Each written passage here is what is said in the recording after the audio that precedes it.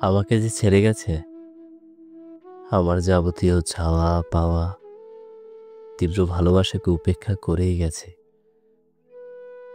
নির্দিষ্ট পরিমাণে ভালোবাসার কোনো নিয়ম থাকলে আমি বুঝতে পারতাম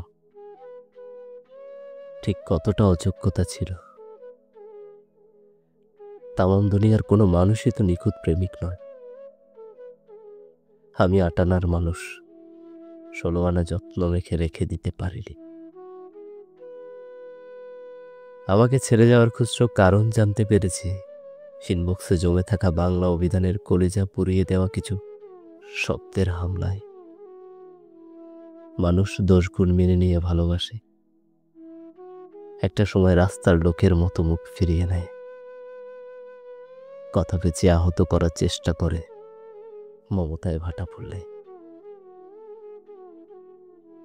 আমি কখনো তাকে অভিযোগে অভিযুক্ত করিনি। যারে ভাঙার সুযোগ দিয়েছি সে ভেঙে যাবে, যারে অধিকার তুলে দিয়েছি সে প্রত্যাখ্যান করবে, যার কাছে ব্যক্তিত্ব হারিয়েছি সে না হয় ব্যক্তিত্ব টেনে ২-৪টে কথা শোনাবে।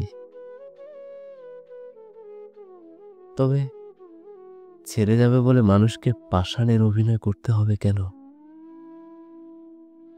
মধ্যরাতে নিশ্চুপ আলাপনের ভিড়েও তো কত শক্তপোক্ত সম্পর্কের মৃত্যুদণ্ড হয়। আমি তো ৮ আনার মানুষ,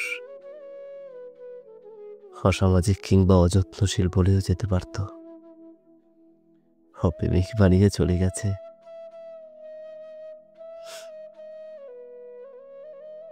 আহত মনে দামামা লাগিয়ে নির্মমভাবে চলে যাওয়ার একটা কারণই আবিষ্কার করেছি পরিণত হয়ে।